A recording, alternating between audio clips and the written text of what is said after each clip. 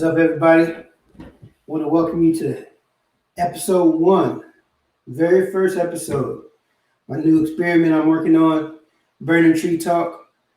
Whole premise of this is get my friends together, talk about things we normally talk about, but since there a lot of times the conversations get real entertaining, we're bringing y'all into my world. So we're going to talk about music, sports, movies, and the conversations are not going to be politically correct. So if that's what you're looking for, might as well turn this off now. Somebody will be called a bum, probably.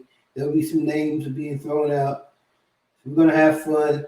This is our world, man. This is what we deal with. So to get us started, we do have a couple of my friends that will be joining us. But first of all, I'm going to get you to understand why is it Burning Tree Talk. And it's simply what I said. Burning Tree was a street that I met lifelong friends. And since then, these are friends that I still have to this day. So we'll all meet there, talk about just about everything. And the conversations got heated sometimes. Most of the time, they weren't civilized. So we're going to bring you a little bit of that. So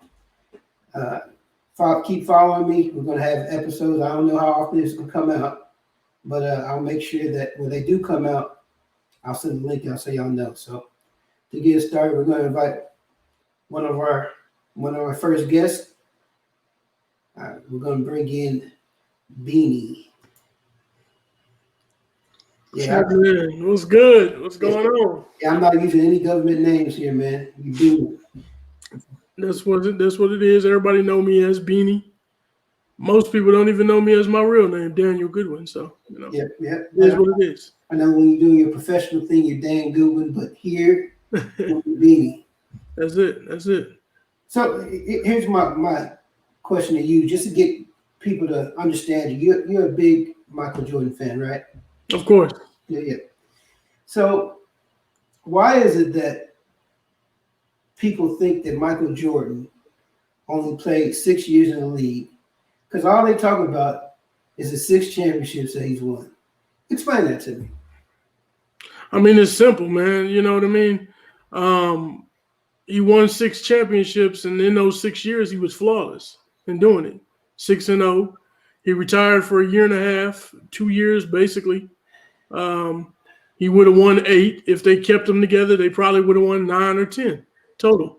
So I mean, he was at the pinnacle of the sport, of athleticism, of everything.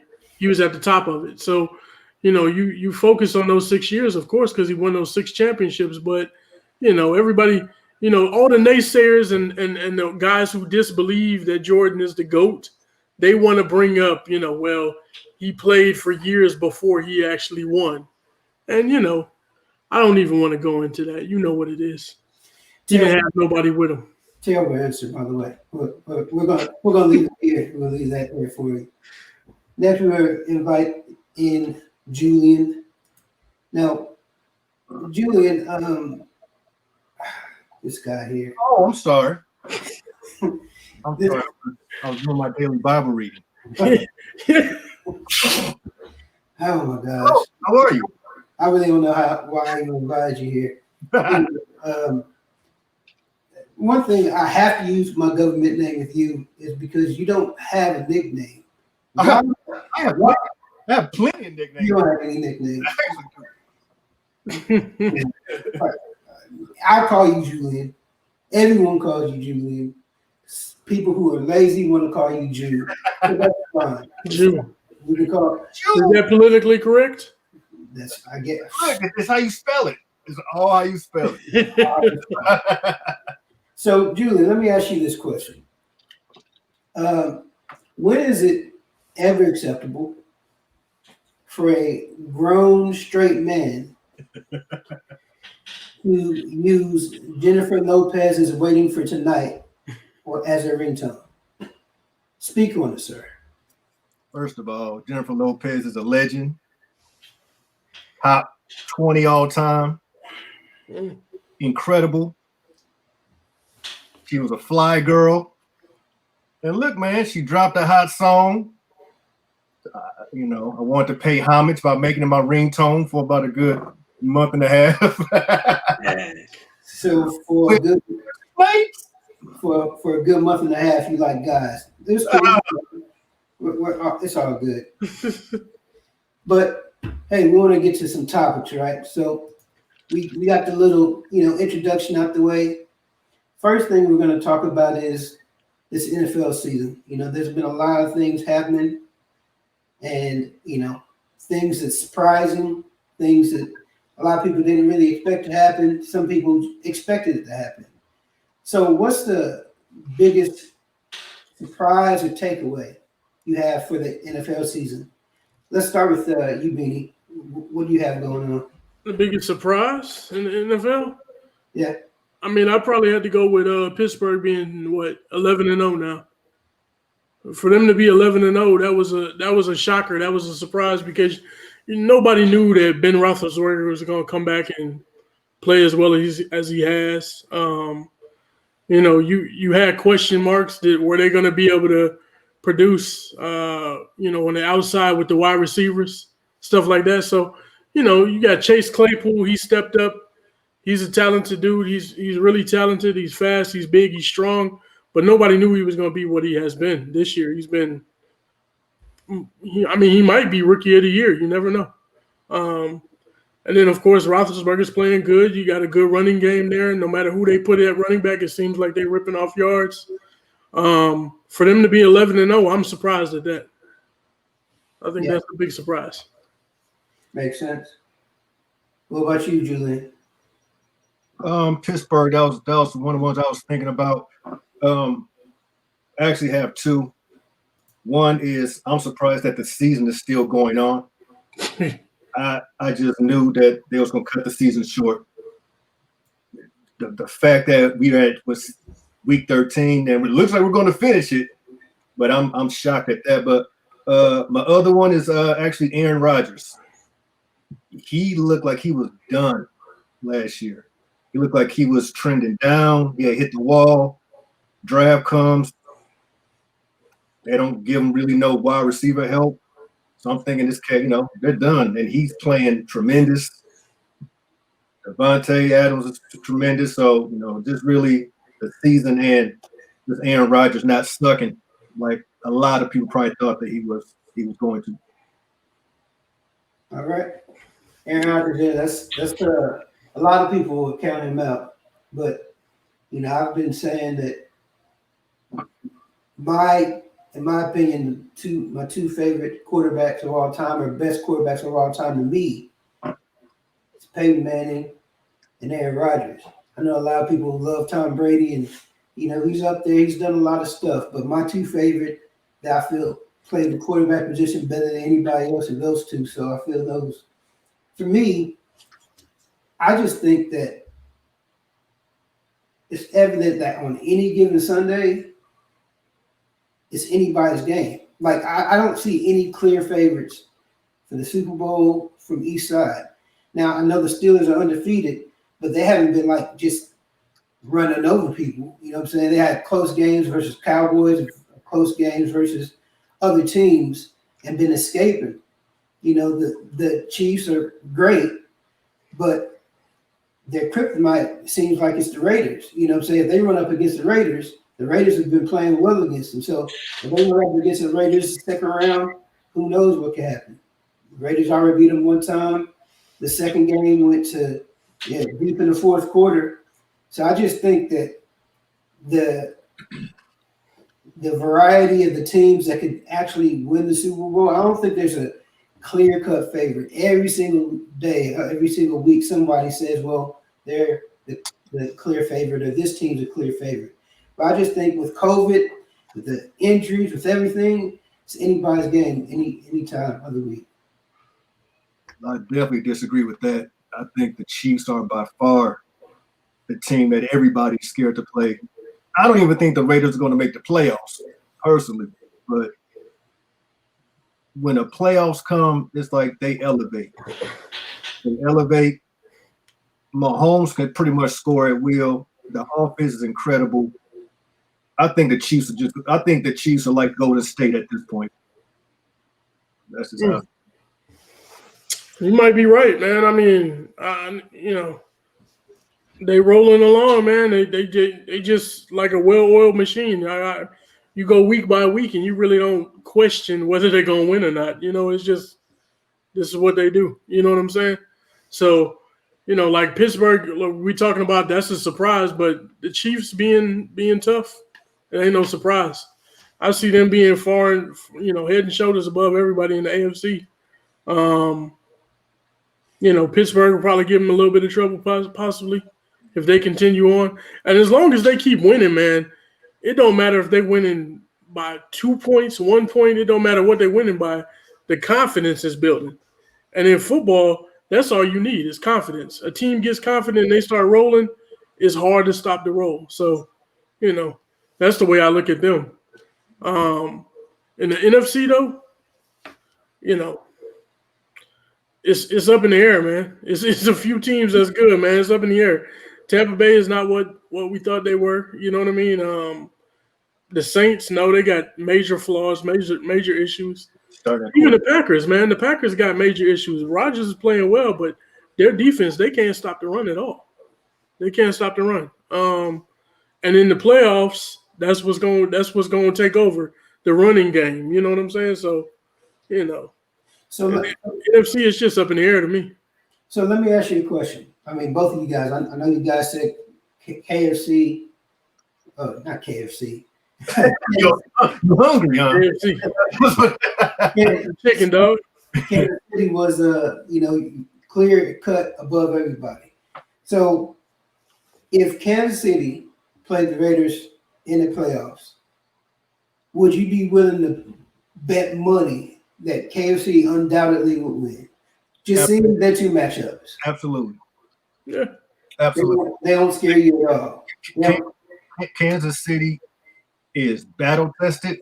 They've been deep in the playoffs the last couple of years. Their confidence is sky high. If the Raiders would have made it to the playoffs, half the dudes ain't been to the playoffs. You know what I'm saying? Like the playoffs is a whole nother ball game when it comes to pressure. Now, obviously, with no crowd or small crowd, then that's a little bit different. But I ain't worried about the Raiders. I mean, I will say Pittsburgh's defense is incredible. I mean, it's a good team. Let's not get it twisted. Pittsburgh is a really good team, but I just feel like KC's their confidence is too high. Mahomes is arguably the best quarterback. I ain't gonna say ever, but he knocking on that door. That's strange to say too after what 2-3 years now? 3 years. So name another guy who's that young, who's great. Yeah. Great. Like normally a quarterback who's that young has there's levels, right? There's levels to okay, he needs to do this better, he needs to do that better. What can Mahomes do better? It's crazy when you think about it. Yeah. I think this is some light-skinned love we're getting. We'll keep moving on that. Light-skinned, curly hair, love, huh? It ain't here. It ain't there. We'll move on to the next subject, but before we do, just we're talking about the NFC East and the NFC and how terrible they are. Oh yeah, let's talk about them. Let's get on that. Yeah, it's crazy that yes, should any NFC East team make the playoffs? Probably not.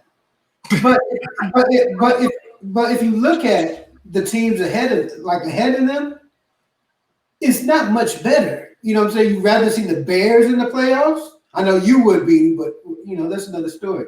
Would you rather see the Vikings in the playoffs? It's like, yeah, we crap on the NFC East.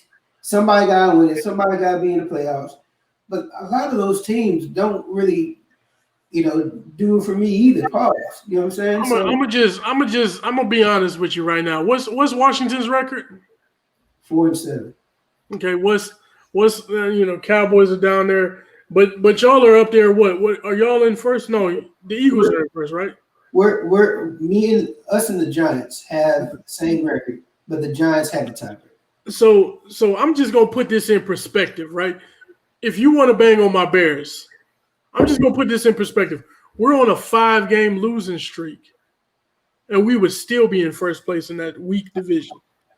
That's pathetic, bro. It don't get no worse than we're on a 5-game. We haven't won in a month and a half because we had a bye week in there. So 6 weeks we've gone without a victory for 6 weeks in the NFL season, and we would still be in first place in your division. Well, probably you would. Not probably, we would. I'm just Not probably at all.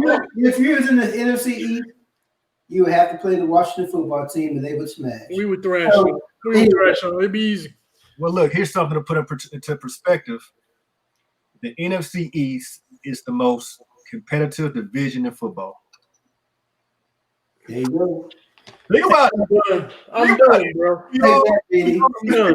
think about it. Now that was that. Now both of y'all are ridiculous for saying something like that. And Marshall, I'm including you because you agreed with that nonsense. That was crazy talk right there. Okay. Kenny, The most competitive division. name another division where each team is 1 game apart.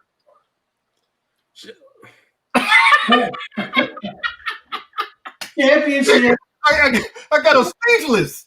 That don't make it competitive, bro. No. Look. There's high, there's levels of competition. That's the East is the most competitive, and within each other. That's crazy. We're going to move on to the next subject.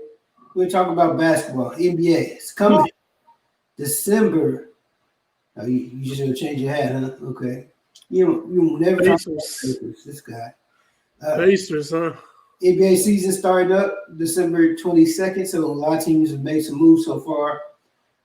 What is the biggest or best move so far in the NBA? Julian, let's start with you. I really, really like what Atlanta has done. That team is young, talented. They brought in some veterans who are really good. You got the spark plug, the engine at Trae Young at point. Crazy weapons. I mean, that team to me, with the young guys that they have with Cam Reddish, Collins, guys they brought in, they're ready to win now. They're ready to win. I'm not saying they're about to win a championship, but the days of lottery picking is over. There's no more lottery. There ain't no more lottery for Atlanta. They're going this playoffs from now on. So I like what they did. So who did they bring in? Huh? Who did they bring in? Brought in So they brought in some players. They brought some good players. who? I didn't write that down. I just know they brought in some good players. Oh yeah, that was the worst answer I've ever heard. But Hold on, give me a second. The internet's at arm's reach. let me ask Beanie, so because he may actually answer the question. What is the best offseason move to date? Okay. So what I'm about to say, y'all are gonna call me a homer for saying it, right? You already know where I'm going when I say that, right? Of course, Chicago. Of course. I'm saying Chicago, but there's a good reason why I'm saying Chicago. And I'm proving my point, and y'all gonna probably agree with me. Probably not. Chicago, no. Check it out though. Now, you saying what's the best moves that a team can make, right? Chicago has been in the gutter. They've been down for years now, right? Since Derrick Rose's injury and things like that. We brought in these bum coaches. We had Gar Paxson, Gar Foreman and John Paxson. We call them Gar Paxson. We just combined the two because they both jerks, right? We didn't like them in Chicago. So we had them guys running the situation. They hired the coaches. They got this guy, Jim Boylan, in there. Before him, they had Fred Hoiberg, guys that shouldn't have been coaching in the NBA at all. They probably won't get another job at all in the NBA. That's what we had, right?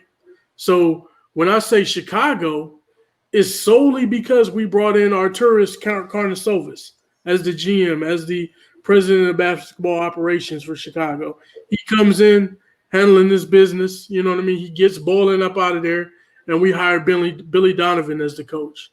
Is that the best coaching candidate or guy we could have chose?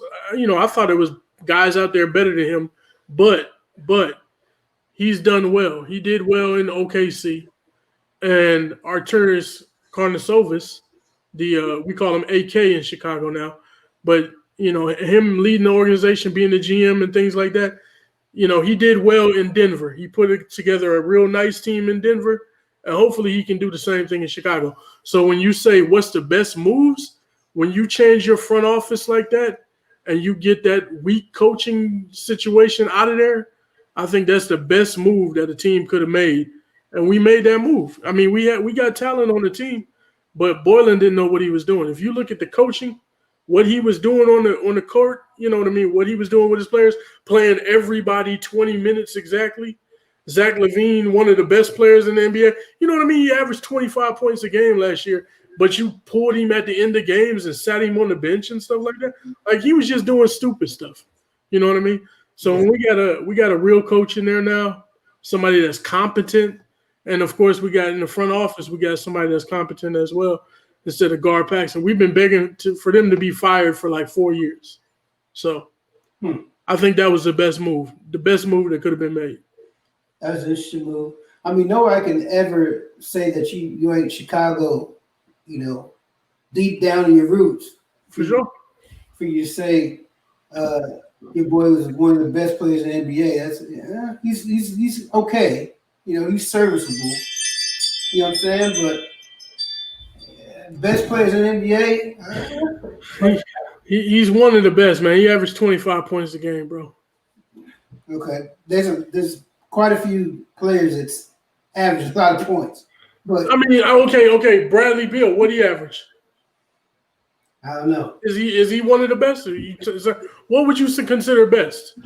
Top 15, top 20? If I'm saying best, I'm limited to top 15 at the very least. I don't think he's one of the top 15 people in the league. All right, I give you top 20. I give you top 20 at least, and I think he could step forward and be even better when he's not held back, when he's not handicapped by a stupid coach. Yeah. Well, I mean, that definitely was a good move, though, as far as the Bulls doing what they did in the front office. Obviously they had problems. They've had a pedigree to be able to be better than what they've had. So the move they've made definitely makes their future endeavors more positive. Mm-hmm. To me, I'm going to go with Montrezl Harrell. And this is why I'm going to say that. In getting Montrezl Harrell, I think they did two things in that situation. The Lakers made themselves better, and they also made the Clippers worse all at the same time. I think with everything going on in the West, a lot of people would say the Clippers would still be their biggest hurdle to the Lakers. If they would want to go back-to-back, a lot of people feel the Clippers are that team they would need to go back-to-back against. So by weakening the Clippers and making themselves better, I think that helps. There's a lot of teams in the West that got better. My second biggest move is Chris Paul. Yeah, I'm going to say Chris Paul going to the Suns. I know I'm going against the two of the worst Chris Paul haters in the world, but just leadership that he brings to teams makes other players better. Once he has the ball in his hand and he's able to run an offense. Now, in Houston, he couldn't do that. But when he was in New Orleans and the Clippers, he was able to do that. You're gonna have to explain to me how he makes people better, because I don't see it. I mean, it's easy. Who's he made better though? Who's he made better? So let me ask you a question. DeAndre Jordan and Blake Griffin, when they left, what have they done? Because they were injured and got older? Blake Griffin isn't. So you're trying to say that Chris Paul didn't make them better? Is No, that what you said? I don't think he did. No, Okay. I think they would have been the same players they are, whether they played with Chris Paul or not. Yeah, that's a ridiculous statement. When you think of the strengths that Chris Paul has his passing ability, Jordan was getting most of his baskets on dunks and alley oops from Chris Paul. DeAndre, yes. Okay. Blake Griffin, it was getting a lot of alley oops from Chris Paul. When he got to Detroit, he was settling for these mid-range jump shots, and nobody even talked about Blake Griffin anymore. He is not spoken about anymore. Bro, With what he's done with the Thunder, that young Thunder team. And if you talk to all those players there in Oklahoma City, spoke about what Chris Paul has done for them, making them better. Okay, go ahead. It's just if you look at what Russell Westbrook did with a similar team and what Chris Paul did with a similar team. They did the same thing. They both went to the playoffs. What was their record? Who was more? No matter. They both went to the playoffs and they both got busted out in the first round. So it don't matter what their record was. I don't care what their record was. Where did they go in the playoffs? Chris Paul has consistently never gone anywhere. He's consistently done nothing. Okay, so New Orleans, Clippers, OKC, Houston, and now Phoenix. And I guarantee you he's not going to do nothing with Phoenix. Okay, so Sure. last year the Rockets had Russell Westbrook, right? Right. Year before they had Chris Paul. Mm-hmm. What year did they do the best? Which year was better for them? How far did they get with both of them? Had pretty much having the exact same team. Did Chris Paul take the Rockets further, or did Russell Westbrook? Man, they both came up short. What does that have to do with anything, though? But see, that's what I'm saying. Are you trying to prove to me that Russell Westbrook is worse than Chris Paul? Because I'm not a huge Russell Westbrook fan. He's good, he's dominant, but he'll never win you a championship. He will shoot you in and out of a game. I said that 8 years ago, when he was with KD, when he hogged the ball against when he was in OKC again with KD, you had a better player on your team and you still hogged the ball, shot more shots. He will shoot you in and out of a game. So you're comparing those two guys. To me, it don't make sense because I'm not a huge fan of either one of them.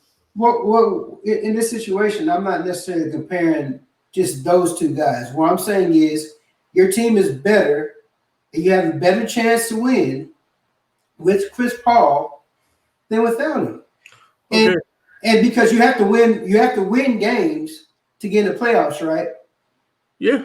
Chris Paul has consistently, for every team he's been on, improved them. So you have to get to the dance to have a chance to win it. Chance to win or win. Yeah. Julie, I know in the league for how long? What is it? He going on what? 15, 16 years too? Right? No, he ain't 15, 16 years. How long is he? I'm not sure, but I think 12. Hold on. Probably 12, 13. He's 35, I know, right? 34, I think. But Julie, I know you want to chime in. What you got to say? About what? Chris Paul? Yeah. I mean, I know your feelings about Chris Paul. Look, Chris Paul's a good player. My issue with Chris Paul is people look at him as a point guard, one of the greatest points of all time. He is a good point guard, but I don't think that he's done enough to earn that, that title. I don't think his place in history as in point guards should be as high as a lot of people put him. he's a good player. Defensive guy, 20 and 10 guy most times, but you can't rely on him to be healthy. And when he has been healthy, they've come up short. And like I said before, he's usually the best player on the team. So when you're the best player, you got to take the accolades, but when you fall short, you got to take the criticism. That's just the name of the game.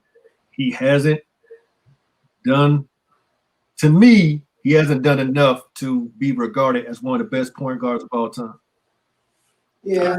Now, will he make the Suns better? I do think so. I think so. If the Suns make the playoffs, I think that you got to give Chris Paul some credit for that. Booker is going to probably have a lot more open shots, better shots. Aiden's alley-oop count is going to go up. So I mean, there's value in him. He's not trash. There's value. Let me ask you this. Let me ask you this though. I ain't trying to cut you off. Go ahead and finish, and then I'm gonna ask a question. I'm gonna ask a question for both of y'all. No, that was about it. I mean, what? The Suns were a lottery team last year. I think they'll contend for that 7-8 spot. I mean, they'll get bounced out the first round if they make it, but I think they'll contend for a 7-8 spot. Here's my question. Is Chris Paul going to bring that much to a team? Because you got to figure in what they lost when they got Chris Paul. So you lost Ricky Rubio. I'm not saying he's Chris Paul because he's not. Chris Paul is clearly and evidently he's better than Ricky Rubio. But you also lost a young piece in Kelly Oubre as well, right?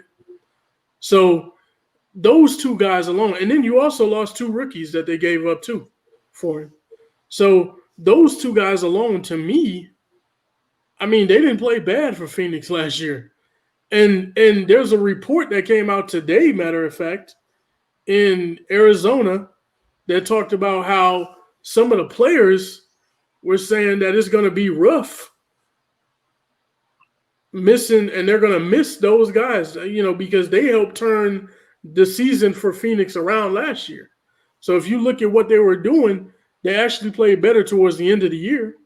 And it's because of those guys, Kelly Oubre and Ricky Rubio. So now those 2 guys depart. Chris Paul comes in, and it's like, it's Chris Paul, but he's 35 years old, bro. We got to be honest, man. A guard at 35, you start to lose your quickness. Once you lose your quickness in the NBA, because you don't have the height, it's going to dramatically change your game. And I'm not saying it's going to change and he's going to drop off a cliff this year, but I mean, we looking at Chris Paul and it's like, does anybody want him who's going to win now? Because Phoenix ain't going to win now.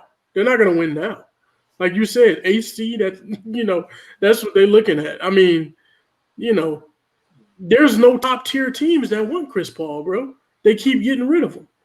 Well, I don't think they're getting rid of him. I think the situation is they're at a point that other teams are looking for leadership, right? There's teams that want him, and there's situations that he want to lead. He wanted to leave New Orleans. That was his choice. He wanted to leave New Orleans. Yeah. And so that was a situation that he wanted to leave. With the Clippers, he wanted to leave LA. It's not you guys are acting like he's being pushed out. The only place he was pushed out was maybe the Rockets. And that's because James Harden was like, hey, I need to take 150 shots. So I don't need someone that's ball dominant. Let me bring my best friend in here. And that, you see how that ended up. They ended up in a worse position than they were when they had Chris Paul. At the end of the day, if the Suns, let's just say, if the Suns get the 5th seed. Hey, this is, there's some words that's off the table, but I started to say a few right there. Go ahead. Let's just say, the kids in the 80s. Go ahead. Let's just say, if they make the 5th seed, we'll revisit this conversation. And I want both of you guys to write 100 times that Chris Paul is the savior of point guard play. Period. So if we got to do that, what do you do when they don't get the fifth seed? Right. That's my question. I didn't say they were. I just said if they do. Hey, so That's what you call hedging the bet, bro. COVID is going to take out the Lakers, the Clippers, Denver, The the Mavericks, everybody. First of all, let's just throw Portland out of there. Let's just throw Portland out because Portland, y'all talk about overrated. What does Portland do? I mean, they're constantly have a bad seed.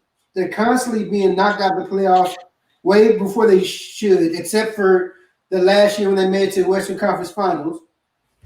You talk about Damian Lillard, and you talk about McCollum together. They've been together.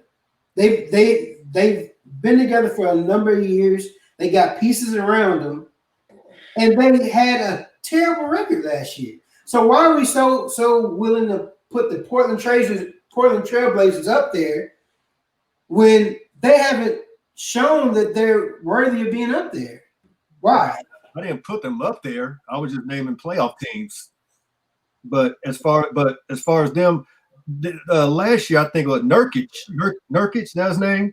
He was hurt last year, and he's a big part of their team. And Zach Collins too. So I mean, look, we all know that obviously it's Dame and McCullough's team. They're the main centerpiece. But when you've got role players who gets hurt, that affects the team. That shows how good they are. You guys mentioned Zach Collins, like he's a beast, man. Just because Zach Collins can ball, bro. Are you crazy? Just because you're not a star, don't mean that you're not important. I mean, Zach Collins can ball, Marshall. I don't know. I look at Zach Collins like I would look at Dwight Powell. They're good at what they do, but they're not anything to like move a piece of a team. They're there. They do what they do. Who would you rather have, Dwight Powell or Zach Collins? Let me ask you a question. Who's going to finish better, Portland or the Suns? Exactly. The Suns are going to finish better. Put something on that. Give me a bottle for that. The Suns are going to be a better. I just see the talent that the Suns have. They got talent, and now the leadership that they have. Someone who does have playoff experience, somebody who does have a history of working with young talent and making them better. I mean, he's going to be tough on players. A lot of teammates didn't like Jimmy Butler, but Jimmy Butler makes the team better. I'm gonna tell you like this. There are things called winners, and there are things called losers. Chris Paul is a loser. That's what he is, and I'm just gonna be. I'm being real. He's a loser. Like he's not.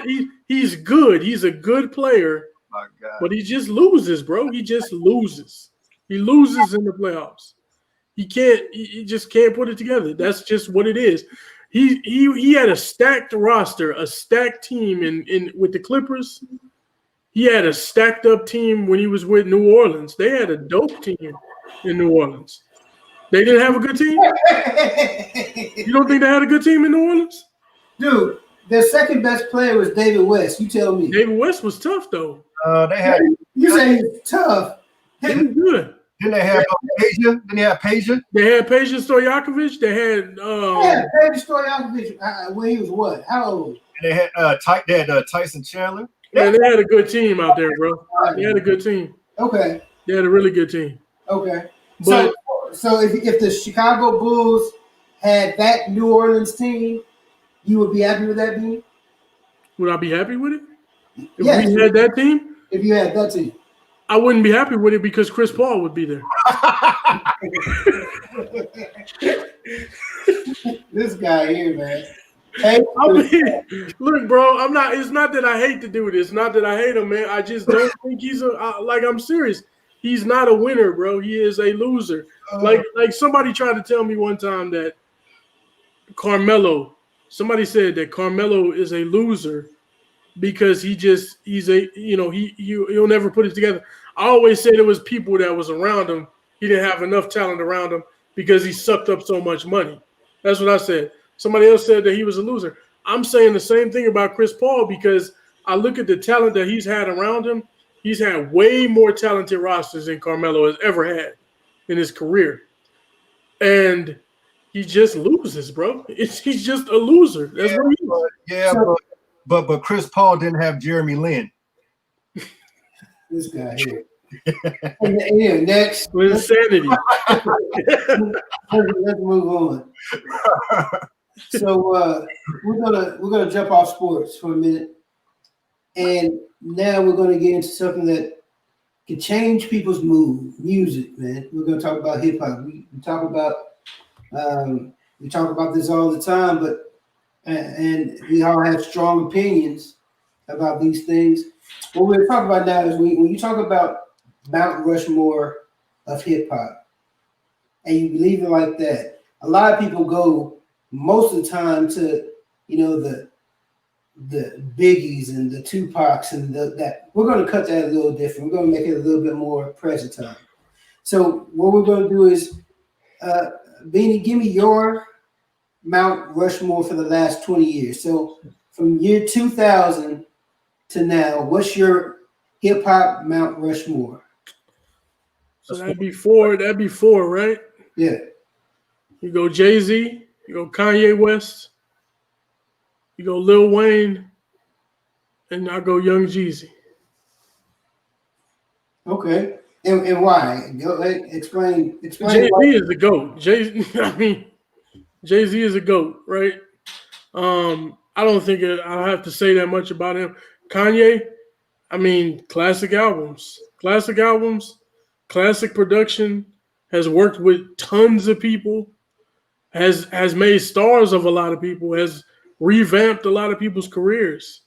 Working with everybody from Jay-Z to Rick Ross to all the top names, Lil Wayne, Game, whoever was a top dog in the game, he did production or was on a song or did something on it. You know what I mean?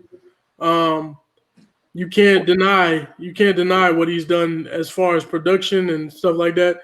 The last couple of years, it's been kind of weird and strange, but if you take over from 2004 when he first stepped into the game, he's had a fire lit. You know what I'm saying?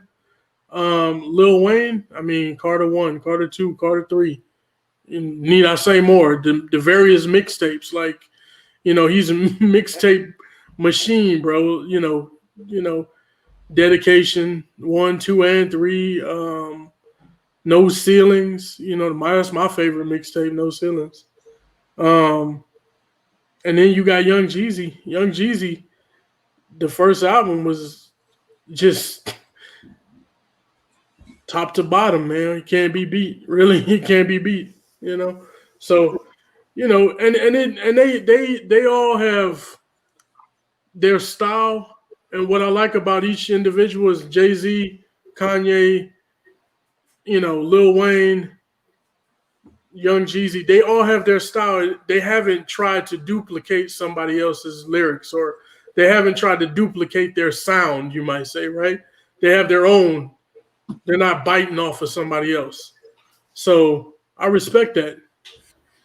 So in other words, you just took Swagger Like Us and took T.I. off and put Jeezy on. Essentially, that's what you're working with, huh? I would take Young Jeezy over T.I. because I think he's been more consistent. From start until now, he's been more consistent than T.I. T.I. he's been good too. I ain't gonna lie, you know what I mean? But it's been different. And T.I. has changed. He's changed his sound. He's tried to evolve. But I don't respect that as much as somebody who stays with what they do and do what they do well. T.I. has, he's changed his style up to me and his sound a little bit to sound like the mumble rappers that you hear nowadays, to sound like Young Thug a little bit. You know what I mean? And I just don't respect that as much as, somebody just doing what they do, being themselves and rolling that way. All right. All right. A couple of those I definitely don't agree with, but we'll talk about that later. Julian, what about you? This was very tough for me. The last 20 years of hip hop has given us some of the greatest artists ever. Very consistent artists, very diverse artists. With that being said, my list is very similar to Beanie's. You got to say Jay-Z. People may think of Jay-Z primarily in the 90s, but in the 2000s, this man has dropped Blueprint. He's dropped the Black Album. He's dropped the American Gangster, 444s, freaking Watch the Throne. I mean, he's old as dirt, but if we're just talking the last 20 years, he's been consistent. He's been very consistent. So I got to say Jay-Z. I got to say Kanye. Even just before he even started rapping, the production that he did on a lot of these albums with, with the Blueprint and with other things. Mm-hmm. And yeah, lately he's fallen off, Trump and all his foolishness, but his first 5 albums, maybe, really, really, really good. The Dark Twisted Fantasy classic. I mean, dude got a couple classics at him, so you got to say to me, Kanye. I'm gonna say Eminem. If you think about Eminem, his pretty much whole career has been in the 2000s. His first album dropped in 1999. Yeah. After that, that's all in the 2000, 2020. So you got a GOAT status. Basically, been his whole career has been in since 2000. So Eminem, without a doubt, to me, he's one of the best. I had a hard time choosing between Wayne and Drake. Very, very, very hard for me. Drake has been the man for the last 10, 11 summers.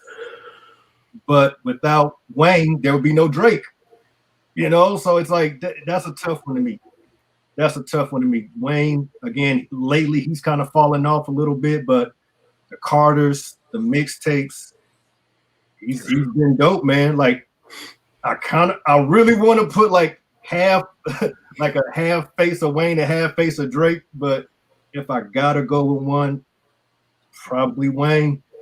But with that being said, honorable mention is T.I., is Ross, is Luda. Yeah. You know what I'm saying? Like these last 20 years gave us some great, great artists. Kendrick Lamar, come on, man, Cole, Game. It's been a great 20 years for hip hop, in my opinion. Yeah, I agree with that. Yeah, I think I'll tell you mine, and then I'll just tell you kind of where I disagree. So I do have Jay-Z there, and it's really for more along the lines of the early, 2000 to 2010 range. You know what I'm saying? He did enough in there to kind of carry him over. I'm not, very impressed with a lot of the stuff he's put out, in this last 5 to 8 years at all. You know what I'm saying? He hasn't put out a lot. He did, put 444, but I wasn't a real big fan of that album personally. But I still give him that respect of what he did at the beginning of the 2000s, his catalog, up to, maybe 2012, 2013. That was definitely enough to carry him over. I have Lil Wayne and Drake both on my Mount Rushmore, and a lot of things that I thought about when I did this Mount Rushmore is like changing the game, right? Kind of. Lil Wayne has influenced the whole culture. All these people that's out right now mimic Lil Wayne. You know what I'm saying? And a lot of the things that he did, a lot of things that he is doing, a lot of things come from Lil Wayne. And, you know, a lot of these rappers now will tell you, you know, he influenced a whole generation. And he's done it for such a long time. You know, some of the, you know, obviously he's had some duds, you know what I'm saying? He's had some duds. I mean, everybody has, you know what I'm saying?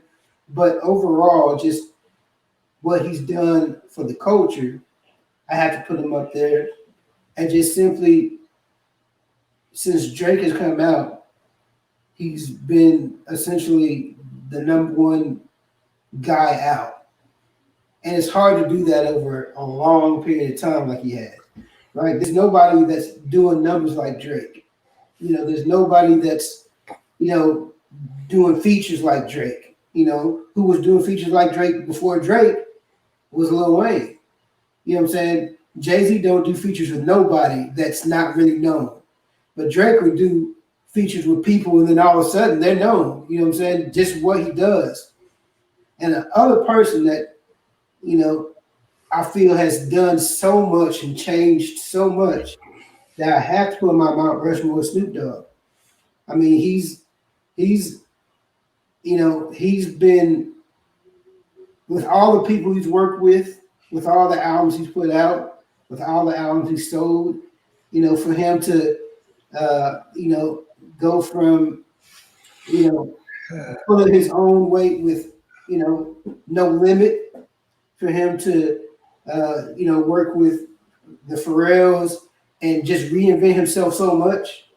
I just think that hip hop would not be the same if we didn't have a Snoop that's come in. So I had to put him up there. That's my Mount Rushmore. I mean, I'm not personally as big on Kanye like you guys are, and it's more along the lines of, I think there's a lot of things that Kanye had so much of a good start, off the chain start, that he kind of turned into R. Kelly. And what I mean by that is, like, R. Kelly can kind of put out trash. You know what I'm saying? Stuff that's not good. That if another artist did it, you'd be like, what's this? But because he's R. Kelly, man, he's a genius. Kanye West had built up so much traction, and he started so fast, and was, you know, his first few albums was just so great that after that, even if something didn't necessarily sound the best, it was like, well, Kanye's a genius. You just have to listen to it a couple of times. So that's why I'm not high on Kanye. You know, I'm not the type of person who's I'm just not just gonna like him because, you know, he's you know, Kanye. But there's people just gonna ride for him, and you know, I respect it. You know, he's done a lot for the game, but he just wouldn't be in my Mount Rushmore. I don't want to sound like a hater for saying it, because I freaking love Snoop Dogg. I love him. He's in my top 10 of all time. But that cat his body of work is so inconsistent to me. He's put out some trash. Like he'll have like a hot single, but the album for its totality is trash. He's got Doggy Style. He's got the little rhythm, R&B, RNG. The album's good. Snoop really is inconsistent. I hate to say it, but to me, he's had a 25-year career, almost 30-year career, but he's kind of been consistent. If you're talking about just in the last 20 years, what fire albums has he done? One, maybe two in 20 years, as opposed to, you just said Kanye had a hot start. Kanye got, some people say Kanye got like 3-4 classics. 1, 2, 3, 4, 5. well, I ain't gonna go that far, but he's got several classics. That's Chicago talking right there. No, that ain't Chicago talking. I mean, I could argue. I'm gonna argue when Julian's done though. Go ahead. And look, I mean, like you said, Kanye had an incredible start, but that start is incredible. That, like, when you have a start like that can carry you over to another 10 years. Vice versa. Drake didn't have a first 10 years, but his whole second half, I think his mixtape came out 08, 09, and from then to fire. So you could have a strong 10 that'll carry you for that 20 period. But Snoop Dogg, I hate to sound like a hater, but he's been inconsistent to me. I mean, like I said, he's Snoop. You know, people love Snoop because he's a character. They love his commercials. They love his personality. But musically, just in the 20s, this last 20 years, he's got one, maybe two good albums. So I'm gonna say it like this, okay? Number one, Marshall, you contradicted yourself. All right. And I'm gonna say that because you said the influence that a person has on the culture is what you went by, right? Mm-hmm. Snoop, you know, does he have influence on the culture? Not nearly as much as Kanye does. I'm just being honest. Not nearly as much. Kanye's hold on the culture goes from everything from shoes to music to fashion. You didn't see dudes wearing backpacks, right? Not like that before Kanye did. Polos, pink polos with the sweater over top of them. That was Kanye's style. And it grew on everybody. It took over and people started doing that. Everything from the shoes, from Yeezys, back when he was with Nike doing Yeezys, from when he was an intern at Louis Vuitton, from, you know, bringing Virgil along and bringing Don C along. Those dudes are well known because of Kanye. Those dudes have, you know, they have, you know, he brought them along. That was his people, right? He brought along. So the influence on the culture from Kanye has been tremendous. It's been tremendous. Probably second to maybe Jay-Z or Wayne on this situation. Maybe third behind Wayne. So when we're talking about Mount Rushmores, are we talking strictly music, or are we talking? No, I'm talking about what Marshall said. Marshall said he factored that in. Okay. Right. Okay. So since you factored that in, how could you factor that in on one person, right, but totally negate it on another person? You see what I'm saying? Well, and then when I say he has classic albums, I would say his first three are classics, in my opinion. Some people may not have that same opinion, but College Dropout, Late Registration, Graduation, I mean, that's three of them right there. And then you got My Beautiful Dark Twisted Fantasy, that's four. I would consider Watch the Throne definitely a classic too. That's five. The cheat code. I mean, it's five though. He's on it. He's on every song. You can't take that away from him. I mean, you know, if you give it to Jay-Z, you got to give it to him too. Yeah, but in production, he probably did more work on it than Jay-Z. But that's the thing. And to me, yes, he may be influencing the culture, but it's kind of like, if I'm not buying what he's selling, like, for instance, what I mean by that is, yes, he came out with shoes. They were ugly. Yeah, he came out with clothing. They were ugly. They looked like, you know what I'm saying? You know what I'm saying? They were ugly things. So are you talking about his slides? Or are you talking about his slides because or are you talking about the Nike Yeezys? Because those Nike Yeezys was dope, bro. I don't know what you're talking about. I'm talking about everything related to fashion and Kanye West has been terrible. Okay. So, all right. So with that being said, am I going to big him up because he got a bunch of people wearing ugly clothes? No. I mean, it's like. But he got him to wear them, though. But that's what I'm saying. He got him to wear them because he's turned into like an R. Kelly, like a Beyonce. How did he get to that point of people wearing ugly clothes and ugly shoes? By being pretty freaking awesome, right? Right. He started awesome. Right. And then from that point, he tailed off. And I mean, and he married Kim Kardashian. I mean, you got to give him points for that. He probably got you to listen to his gospel album. You do got to fire a song on there though. But look, any man, he had Amber Rose. Yeah. Kim. Yeah. Okay, so let's put him on the Mount Rushmore because he dated fine chicks. Now let's No. I mean, I'm putting him there because of his body of work. Like you said, you put Marshall. Did you put Drake in there? Yes. Who put Drake in there? I did. Name a classic. Give me a classic album. So Far Gone. Take Is care. that a classic album? Take care, probably. Yeah, Take Care. That's a classic album.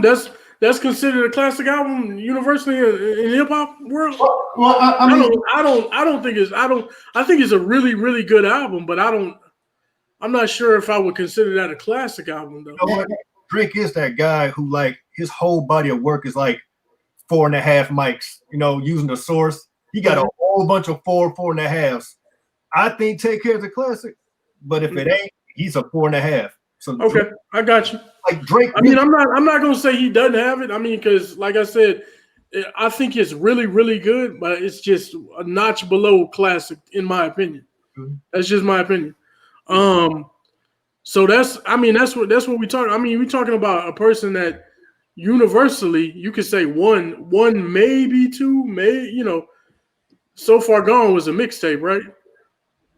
Yeah, something like that. Yeah, it was a mixtape. Yeah. So I mean, you can't put that under classic album. I mean, because then we would include, if we include Wayne's, then he'd have what, 8 or 9. You feel me? The one thing about Drake that I'll say, as awesome and as name anybody, MJ, anybody.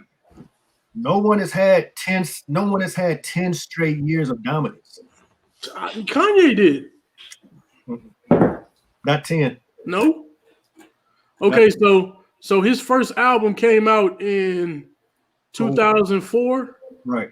So basically, Kanye West's last really, really good album was around Watch the Throne, Twisted Dark Fantasy, right? That's like 2011, maybe 2012. 2012. So that's what, 8 years? I mean, look, that's great. Having 8 years is great. Drake has got 10 plus, and it ain't looking like he's slowing down. I get what you're saying. I get what you're saying, man. I find it's hard for me to put somebody up there when I named off. I could argue with you at least 4. You say the 5th one that I named was questionable, but I'm putting 5 out there of classic albums that everybody has listened to. Compared to one from one dude, and you say, yeah, he got a bunch of features, but so does Kanye, and so does, you look at the production, so does Kanye. He was on a lot of Drake's. He did production for Drake. He did production, for everybody. So that's I don't want to beat the horse on it. I mean, look, I was the guy who also put Ye on mine. Yeah. So no, I agree with you. I'm just saying, as far as Drake is concerned, we've never seen. I mean, yes, he doesn't have as many classes as Wayne, but we've never seen not Jay, not nobody have a decade plus. Jay did. You don't think Jay did? Drake Jay didn't, because he left. Yeah, but he left. But Jay put out, man. I don't know, man. And Jay do got a couple questionable albums. Kingdom Come, questionable. What's that Samsung album? Magna Carta, questionable.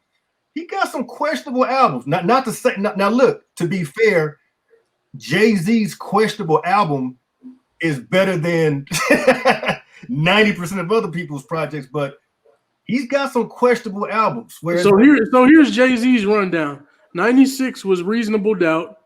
97 was In My Lifetime Volume 1. 98 was Volume 2. Okay. Volume 3, 99. Yep. 2000 was Dynasty. 2001 was Blueprint. Yep. 2002, Best of Both Worlds. 2003, 2002 was Blueprint 2.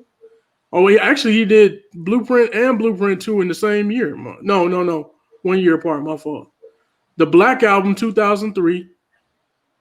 And then that's Kingdom Unfinished Business in 2004. Kingdom Come 2006.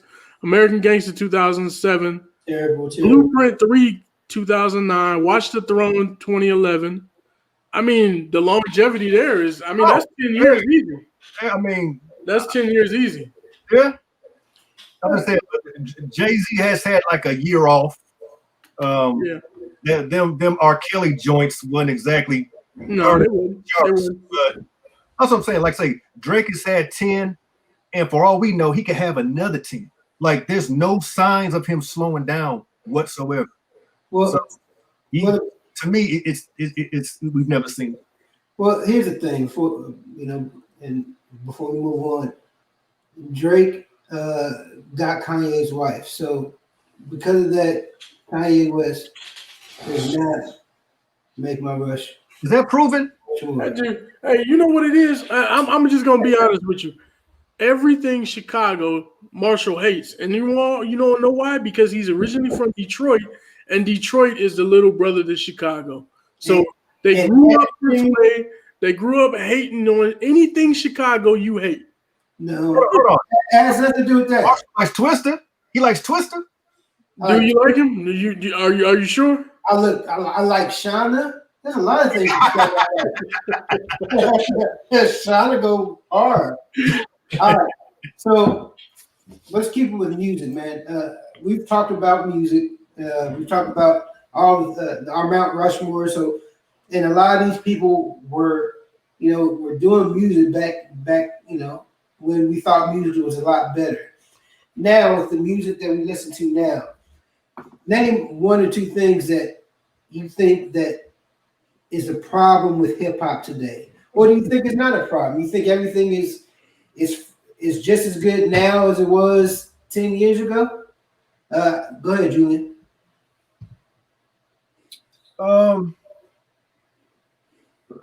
Music changes. Hip hop has changed. Obviously, stuff that's out. I'm not gonna say it's trash. I'm just gonna say it's not for me.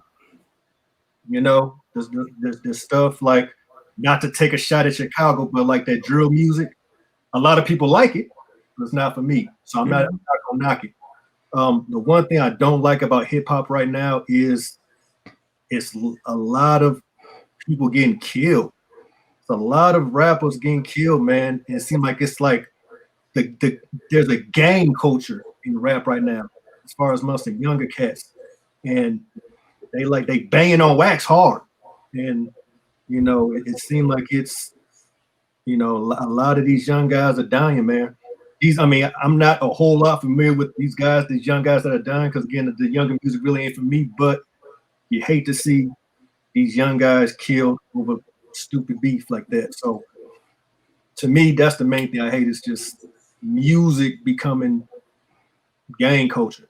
Gang culture, banging on wax. And back in the day, people rappers been dying, but it hasn't been to this point. It hasn't been like this. So that's the thing I don't like. Appreciate Louis Farrakhan. What about you, Beanie? I think hip hop was born in competition, right? So I never want to see it become too friendly. So it's a I don't want to see anybody die either. So let me put that out there. You know what I'm saying? I don't want to see nobody die. But these guys that are dying, I don't know them very well either. Because their music is not for me, so it doesn't hit home as strong for me. Hip hop was born in competitive nature. That's what it was. Ciphers and battle rapping and all of that type of stuff. That's what it is. But you got to be able to do it and then walk away from it. So that's a question thing. You know, I just mentioned it since Julian did. That's not my biggest concern. My biggest concern with hip hop is basically the young generation, how they carry themselves. You know, it's just a feminine way that they carry themselves. A lot of them do, and that's just not for me. You know what I mean? And that's everything from the clothing to the dances to, I mean, just everything. You know what I mean? So, you know, you just got you got a bunch of dudes that's running around nowadays, and they got tats in the face, but they carry themselves like females. You know what I mean? And then they want to gangbang on each other and stuff like that. So, you know, that's just not for me. That culture is not for me. I'm not with it. That's my biggest concern with it. My biggest concern is like my son. Hopefully, he don't like that type of music. You know what I mean? But you know, you what you grow up listening to is what you grow up listening to. Hopefully, he doesn't listen to that type of stuff. But you know, I feel like the talent level was better back in the day. The talent nowadays, I don't see the talent. I don't see the same talent. Um, and that means wordplay. That means, you know, hitting people with making them think while you rap. You know, because you could listen to somebody rap and it's just pills, X, and pop this. You know what I mean? Blah blah blah. That's not really, what does it do for you? You know what I mean? But you could listen to Jay-Z or you could listen to Nas, even though I'm not the hugest Nas fan, but you can listen to it and you actually have something to think about. You know what I mean? It makes some sense. The wordplay is different. And now it's just, you know, garbled up stuff that people just say. Don't make sense. Most of it don't. So that's where my confusion lies with it. Those are two good, you know, points. Obviously, the more of the girly action, that's not good. And you know, you're in Atlanta, you know, where you can probably walk outside your front door and see two gangster looking dudes playing double dutch together. You know what I'm saying?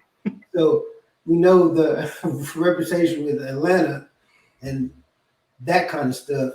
Right. Obviously, people are dying. That's never good.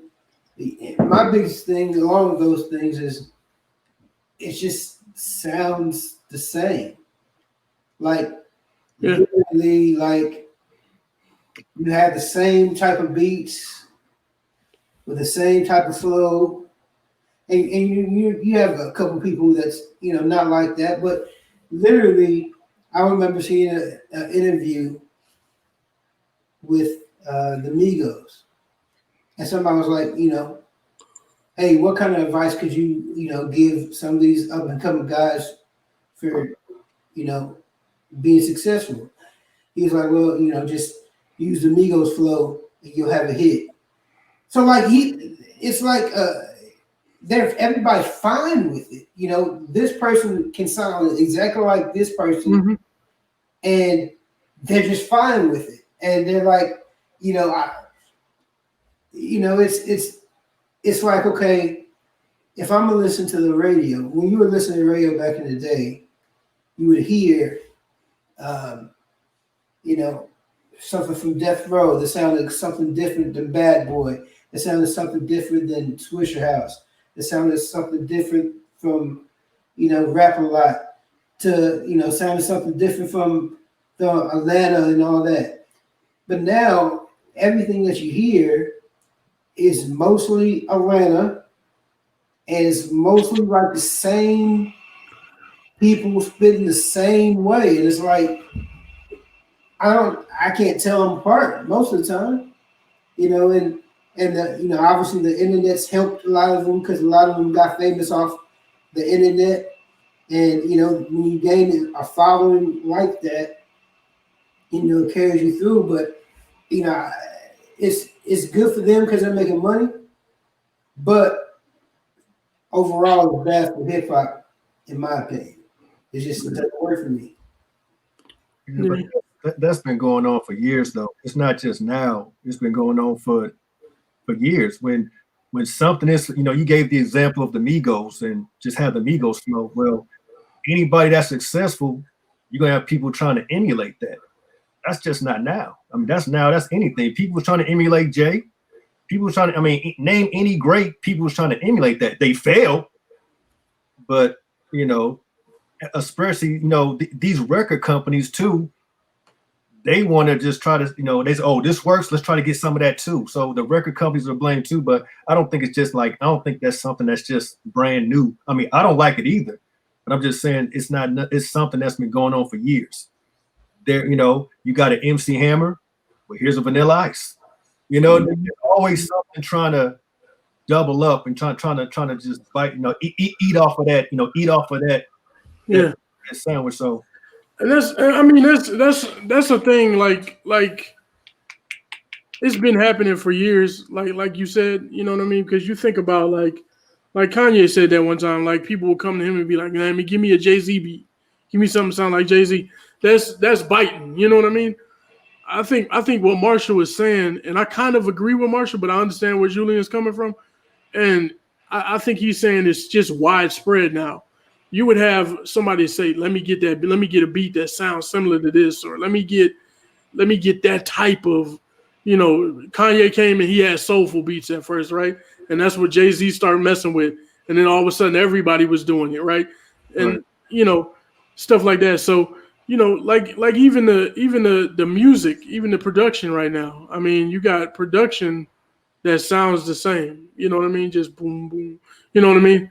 And it's cool because it's bass and it hits hard, but I think even more so that sometimes now you got people and you don't know who's who because they all sound the same. You know what I mean? So, but also more than just the music, or it's more than just the beat that sounds the same. But now it's like, and maybe it's because we don't listen to it often or something. That's probably what it is. About to say, that's probably what it is. We don't listen to it as much, yeah. Because it's not for us, we don't really take the time to do that deep dive and be like, oh, who is that? Oh, who, we don't care. Right. You're like, I'll turn it off. That's the reason why. Yeah, you're probably right. Yeah. So we're gonna. That was a good discussion. Now we're talking about music for a little bit now. What's an artist that's out there that may be popular, maybe an artist that people like, but you just don't feel that they get their just due or they're slept on? What's an artist like that you got in your mind that's like that? Go ahead, Julian. Who you got?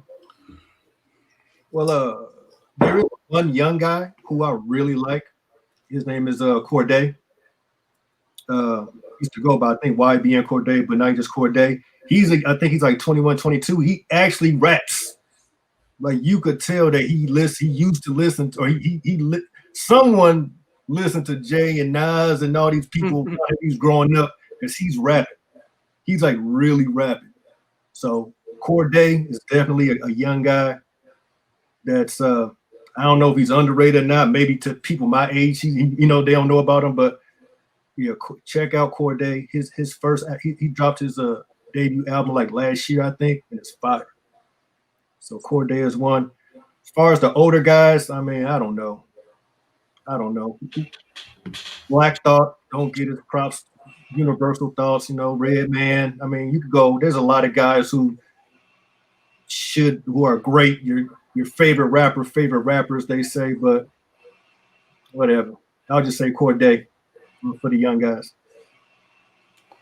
What you got, baby? Man, I wish I could say who I thought was overrated. Oh, Chris Paul's rapping? You heard Chris Paul's out? You probably gonna say somebody from Detroit, like Big Sean or something. No, actually, I think Big Sean, he gets a lot of credit, but he's pop, right? He's so much pop right now that he doesn't really. Big Sean be spitting, bro. Big Sean be spitting, and there's a lot of people. A lot of people listen to him, but I think he's even better than what he's shown, in my opinion, because so much of his music has been a little pop. a lot of it has been, with what's her name? What's the chick's name? Hey, Yeah. So, you know what I mean? I think that's taken away from him, but he be spitting. I would say he's underrated. He's underappreciated. Let's put it that way. I don't think he's underrated because most people know what he can do, but he's underappreciated because of the work that he puts out. He puts out work that's kind of poppy, kind of whatever. And but he don't claim to be some hardcore dude or nothing like that. So I respect him because he's in his lane. He does what he wants to do. You know what I mean? So I respect that. I think he's underrated, underappreciated. As far as the older cats, man, I mean, there's so many that I can name. I mean, I put Jeezy on my Mount Rushmore, and I think he's underrated. I do. I meant to talk to you about that too. I mean, I put him on there, and it's the reason why I put him on there because I like him. I always have. He's been one of my favorite rappers. You know what I mean? I think and his first album, classic. It's classic, but it's just it takes me to that point in time, and you can just remember. I just remember and recall things. You know what I mean? And it's just like, bro, that was a time that I struggled through, but I got through it. You know what I'm saying? And a lot of it was listening to Young Jeezy and stuff like that. So it's, you know what I mean? It hits me a little deeper than most people. You know what I'm saying? And I think his body of work, like I said, I listened to a lot of his albums and got a lot of his albums, and I like most of them. You know what I mean? The one that I don't like is, what is it?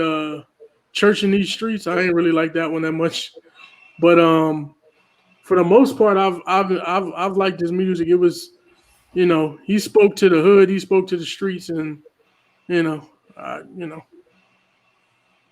was just feeling that. I was feeling that, especially his earlier stuff. So you saying you used to sell drugs to his music? You said what? You used to sell drugs to his music? Is that what you said? No. Why would you? Even if I did, why would you try to give me I didn't incriminate people. Call me DJ Vlad. Yeah, you DJ Vlad. Vlad. Academics in here, huh? But some guy I think that's underappreciated, and a lot of people know him. A lot of people know what he can do, but I think he's underappreciated is Ludacris. I think he's great, but I don't think when people mention great rappers, he's spoke about. You know what I'm saying? He has a large category of a catalog of music. He has all different kind of deliveries, all different kind of flows. He raps well. He has lyrics, and you know what I'm saying. He's done a lot of features as well. A lot of people went to him for hits. So I think that he's really not named with those type of. When you hear great rappers, a lot of people don't just readily say Ludacris, but I think his body of work deserves that. Man, I got to give you credit, Marshall. You said a lot of foolishness on here today. That was actually pretty good there. I like that one. That's a good one. That's a really good one. He is underrated. Seriously. Chicago. That's why Benny likes him. If Snoop Dogg was from Chicago, he put him number one. Oh, I like Snoop. I do. I like Snoop, but I just Luda dope, man. Luda, he is super dope, man. Yeah. And something about Ludacris is that you think about the features that he's had. Every time he's on a song with somebody else, you don't get smoked. He don't get smoked. You don't get smoked at all. Yeah, so that's pretty much wraps that subject up pretty nicely. Everybody got good points. You know what I'm saying? It's good. Well, we're getting close to the end of this podcast, and with this being Burning Tree Talk, having my friends One segment we're going to have at the end of every episode is one of your favorite moments, funniest moments that you've had with the crew. You know, whether it's been one member or a bunch of us. You know, one of the things that you just will always remember. And you know, obviously, we were together a lot, not together as much, but we talk about these stories all the time. But you know, it's good to have keep these stories in our minds. So, Beanie, what story do you have in your mind the most? The funniest thing you have? The funniest thing, huh? I thought about this for a little while, man. There's so many that you could tell that would be funny, but the funniest one that I can think of was one that unfortunately I didn't have a chance to be around to see. I wasn't there, but it was told to me by several individuals that was there. And this happened. I think it was at Jordan's apartment. Jordan had an apartment in Arlington, and everybody was over there. Everybody was getting ready. I think about to head out, do something. You know what I mean? Go to a club or whatever. It's a Friday night. You know how it is. Stop and grab the gin, and then meet up, get ready, drink a little bit, and roll out. Yeah. So I don't know what was going on. I don't know what was happening, but all I know is what I was told. So you hear everybody's in the house, and all of a sudden you hear this window smash. And the window smashes. They run outside, and they see some dude take off running. He's running across the apartment place. And Little's car is out there. Little's car window is busted out now, right? So they take off running after the dude. Little's dragging behind. My brother's there, Big Eye's there, Jordan's there, just a bunch of everybody's there. They running, they chasing this dude down. It's a Mexican dude. He got a trench coat on or something in the summertime in Texas, right? Yeah. So they already knew something was strange. And so as they get closer to him, as they chase him down on foot, they get closer to him. They said, they start circling around. What was you doing? You tried to break in the car? You tried to break in? Oh no! He tried to act like he didn't speak English or something like that. And I forgot what happened, but somebody said that Big Eye grabbed him and like slammed him on the hood of a car. And the dude they was like, oh, watch out, because he had a screwdriver in his hand that he was like up his sleeve, that he was busting the windows out. He was trying to steal out of cars or whatever. So they was like, they had all got up there, and then here come Little. Little was dragging behind everybody. Here come Little. Hold on. And they was about to whoop on this fool, right? Everybody's hyped up, ready to go to work on him. And Little's like, hold up. Let me get in here. So he gets up to the front. And what I was told is that Little gets to the front, and they're like, yeah, let Little get him, because that's his car. He gets to the front.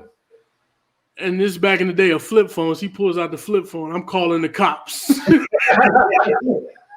So I just thought it was funny because that's Little, man. That's who he is, bro. Like, you know what I mean? He's a voice of reason sometimes when people are being unreasonable. I respect him for that. But, when the cops got there, they said, hey, you could have beat him down. We wouldn't have did nothing to y'all. You know what I mean? So I thought that was just funny because it is what it is, man. You know what I mean? Everybody else was ready to beat on him, but he was like, nah, do the right thing. Yeah, He's the voice of reason sometimes when there is no voice of reason being heard. So I remember that one. What you got, Julian?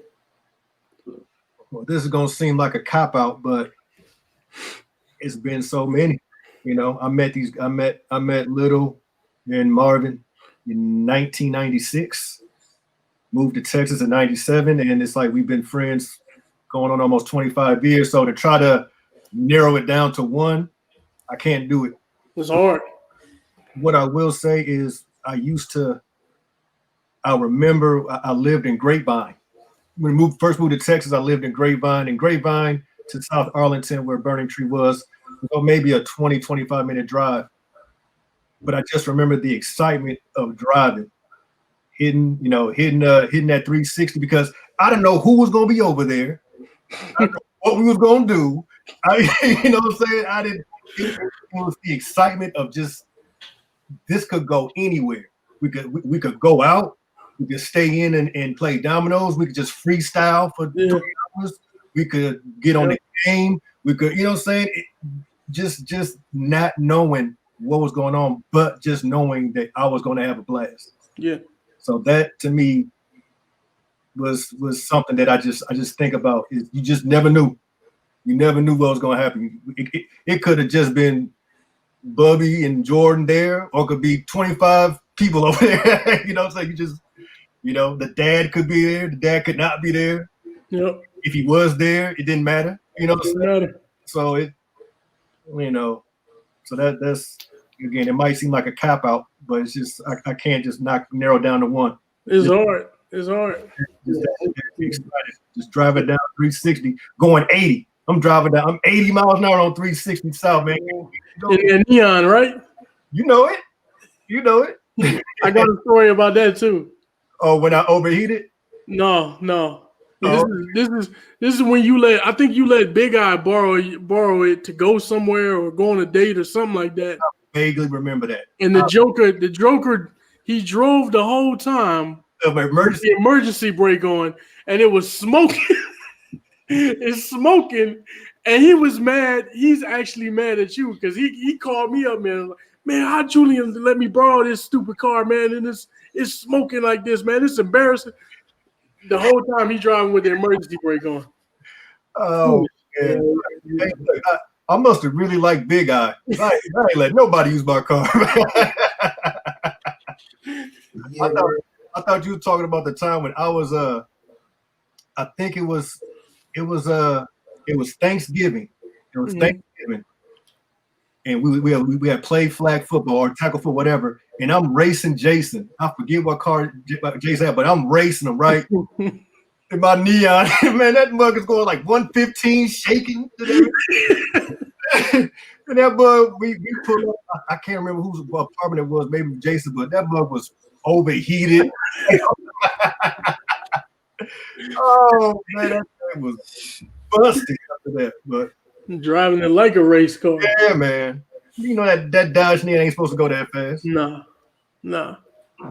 Well, that was definitely a cop out. I mean, it's all good though. I mean, just for those who don't know, Julian is also the type of guy who loves giving ties and versus battles. We stopped it though. We stopped doing that. That's what it does. My funniest, one of the funniest, I mean, obviously there's been a ton, but one that sticks out of my head the most all the time was a situation that could have gone terribly wrong, but it was because everybody survived. It was fine. So, and throughout the podcast and other episodes, you hear term headquarters or 2017. That's what we call the meeting spot. That was the Shorts home, and that's where everybody would go to. So we're over there, and how the layout of the kitchen was, it was a kind of an open-ended kitchen.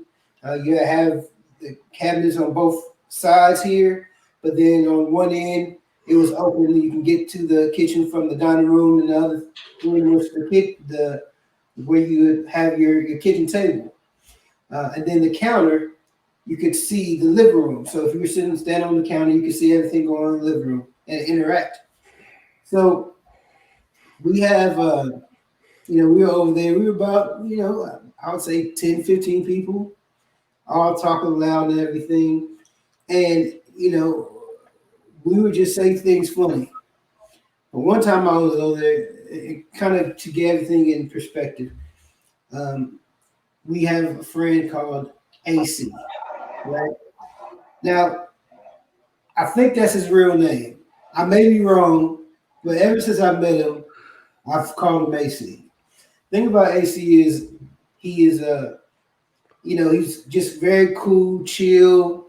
You know what I'm saying? He's just kind of laid back. Like none of us, did drugs or do none of that stuff. But if you met him, you would think, man, he has to smoke weed because that's just how chill he is. Like all the time, just how he talks, just everything. So we were over there hanging out, and we were drinking, and with AC, he got way more chiller when he drank. So, we were just over there chilling. I was eating a hamburger. You know what I'm saying? Somebody said something funny, and I start to laugh. Well, when I start to laugh, what I was eating gets caught in my throat. So I can't hear. I mean, I can't make any sounds. There's a bunch of people here. I'm not, none of them, are paying attention to me. They're just talking amongst themselves. I can't make any noise because when you're choking, you can't do nothing. I'm just sitting here with my throat and just trying to gasp and do that. Now I look over to my left, and AC is just staring at me with a beer in his hand. When I see him, he takes a sip, and then he says, "Say, fool, I think Marshall choking." And then he takes another sip, and I'm sitting here choking. They're like, "What are you choking?" And by that time, I guess the burger in my throat was like, man, these dudes ain't gonna save me. Let me just go down, because it was going to be a wrap for me. So it goes down, and I was literally choking, and the blood vessels in my eyes busted. I was walking around with blood in my eyes for like 2 weeks. And AC was just sitting there watching me choke drinking. And at that time I was pissed off. But then, after we did what we always did, right after everybody found out I was fine, everybody started joking on me about how I almost died. That's just what we did. He was like, "Are you okay?" Cool. Man, Marshall, why you about to die? So that's just how it was, man. That's great. It was like a very memorable moment. And it just Shout out AC. Shout out AC. Shout out AC. For sure. Definitely. So that's it, man. We've had this time to have some discussions, man, and we appreciate everybody for tuning in. We'll have some more episodes coming. And we're going to have different people. You'll get to know a lot more of my friends, tell a lot more stories, and talk a lot more about everything. Before we go, Beanie, I know you got a lot of stuff going on. Anything you want to plug, shout out to? Man, I mean, I got a lot of stuff going on, man. I do writing. I do sports writing now. I also am on several different podcasts that I do. And matter of fact, next week, I'm going to shoot the podcast link to everybody because we're going to have Rob Parker on my podcast next Wednesday. So it'll release on Thursday. We record on Wednesday night. It releases Thursday. He was going to come on this week, but he couldn't do it because he had like some other ones that he was doing in LA. He's out there where Julian is. So we're going to have him on next week, next Wednesday. It'll release on Thursday. It'll be cool, man. It'll be cool to talk to somebody. You know what I mean? Talk to him. And then the week after that, I got a football player coming on too. He's an offensive lineman named Jarvis Courtney. So he was with the Browns. He got released, and now he's trying to find another job right now. So, that's pretty cool deal too, man. To get to interact with some of them guys, you'll be able to see it. I'll shoot the emails out and everything like that. You can see my Twitter handle there is at Dan Goodwin III. I'm on there. I make jokes. I laugh. Mostly about sports. Cool. We appreciate it. Yep. Julian, you have anything you want to plug? Man, just trying to figure out what to do with my life. Makes sense. Get it. All right, everybody. Thank you for joining in. Hey, just to say one more thing. I said, Julian, I don't know. You know, I noticed how many times you changed your hat tonight too. I think you changed it 4 times, if I'm correct. I got 2 more over here too that I forgot to put on. All right. Here's a chance. Put them on that right now. Do it right now. See, this one's for Beanie. That's it. I like that one. That old school socks. Yes, sir. And I mean, home is where the heart is. Rangers. Rangers. I ain't mad at you. All right, man. Appreciate everybody. Hey, thanks for having me on, Marshall. It was fun, man. We gotta do it again. Definitely. See y'all next time.